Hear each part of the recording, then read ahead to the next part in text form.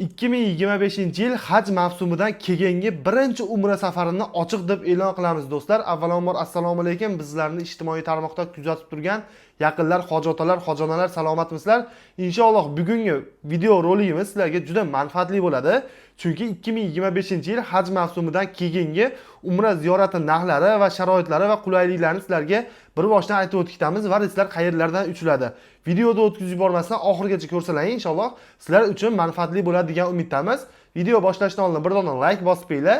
Kanalimizda mehmon bo'lsangiz, podpiska tugmasini bosib qo'yishni esdan chiqarmanglar. Chunki bugungi qo'yayotgan videolarimiz va bugundan keyingi umra ziyoratiga taalluqli videolarimiz sizlar uchun manfaatli bo'ladi degan umiddamiz do'stlar. Xo'p, bo'lsam bir boshdan boshladik. Reyslar qayerlardan uchiladi? Reyslarimiz Farg'onadan, undan tashqari Toshkent shahridan ham reyslarimiz mavjud. Ya'ni Farg'ona va Toshkent. Eng asosiylardan biri firmamiz litsenziyalangan do'stlar. Shuni inobatga olib qo'yinglar. Haj mavsumidan keyingi umra safariga litsenziyasiz firmalarni umuman taqiqlab qo'yadi. Umra safariga chiqa olmay qolasizlar. Litsenziyasiz firmalarga pasportlarni berib, brond qilib, zaklat berib qo'ysalaring.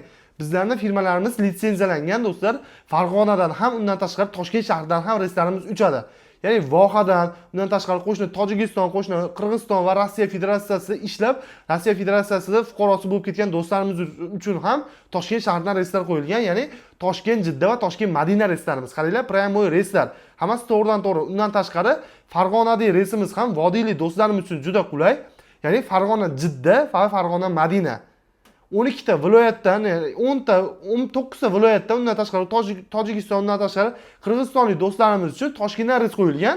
Ya'ni 3 ta viloyat, ya'ni Farg'ona, Namangan, Andijon, undan tashqari Qo'qonlik do'stlarimiz uchun ham Farg'onadan reyslar qo'yib qo'yilgan do'stlar. Reyslarimizni narxi ko'pchilikga qiziq bo'layotgan bo'lsa kerak, atiga $1200 do'stlar.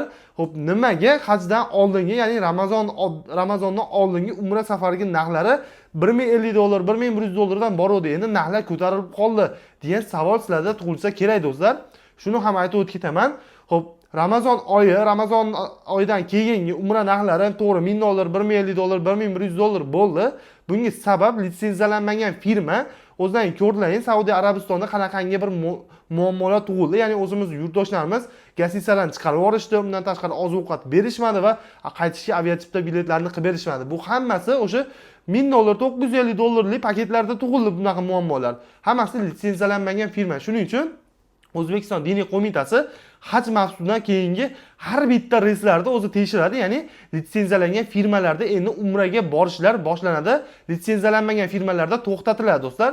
Shuni inobatga olib qo'ygan holatda ishonarli bizga bermasalaring, boshqa firmadan gaplashsalaring ham ishonarli firmadan borishlarini tavsiya qilamiz do'stlar. Saudiya Arabistonga ibodatga deb borsalaring, muammolar tug'ilib, u yerda sarson bo'lib qolish hech kimga kerak emas do'stlar. Shuning uchun qaysi firmadan borsalaring ham o'sha taytugini surishtirib, qanaqa firma litsenziyasi bormi yo'qmi, shuni inobatga olib qo'yinglar do'stlar. Reyslarimiz qayerlardan uchishini aytdik, reyslarimiz narxini aytdik. Atiga $1200 do'stlar va sharoitlar haqida qisqacha sizlarga ma'lumot berib o'tib ketsam, sharoitlarimiz Makka Mukarramada 11 kun bo'lasizlar, Madina Munavvarada 3 kun bo'lasizlar, jami 14 kun bo'lasizlar do'stlar. Madina Munavvarada gastisamiz masofasi ko'pchilikka qiziq. Ya'ni 300-400 metr masofani egallaniladi. Ya'ni bemalol Masjid Nabaviyga piyoda kirib chiqish imkoniyati sizlarda bo'ladi do'stlar. Makka Mukarramada esa 1 kilometr bilan 2 kilometr oralig'ida bo'ladi. Ya'ni 1,5 kilometr 1,5 2 kilometr. Ya'ni gastisalarimiz ko'pligini hisobiga o'sha 1 kilometr, 1,5 kilometr, 2 kilometr deb masofani aytib o'tib ketyapmiz do'stlar. Xohlasalaring piyoda kelsalaring bir 20 minut, 25 minutlik yo'l piyoda, undan tashqari 24 soatlik avtobus xizmatlarimiz mavjud do'stlar. Ya'ni mutlaq tekin gastisadan pastga tushsalaring, avtobus qatnaydi. Avtobusga o'tirsalaring haramga boradi, haramda ibodat qilib, yana o'sha avtobusga chiqsalaring, to'g'ri gastisadan pastga olib kelib qo'yadi do'stlar. Bunaqa imkoniyat hozirda O'zbekistonda juda nima desa bo'ladi, yengillik bo'lyapti. Hammasi sizlar uchun, hoji-otalar, hoji-onalar uchun do'stlar. Xo'p, pastda ekranda nomerlar qoldiryapman, bemalol aloqaga chiqinglar. Bizlar musofirda kuzatib turgan do'stlarimiz uchun ham Xo'p, WhatsApp yoki Telegramdan ham bemalol aloqaga chiqish imkoniyatiga egasizlar. Hozirdan joylaring, brond qildirib qo'ysalaring bo'ladi. Ya'ni iyundan reyslarimiz mavjud.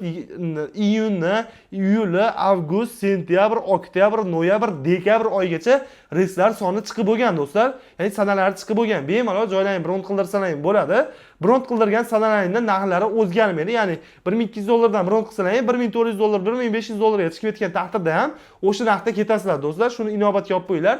Bir dona Zagram pasport evaziga joylaring, bron qildirsalar ham bo'ladi.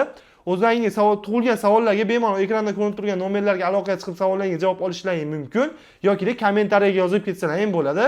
Inshaalloh bundan keyingi videolarda yana ko'rishamiz degan umiddamiz. O'zlaringizni ehtiyot qilinglar. Sog' bo'linglar, salomat bo'linglar do'stlar.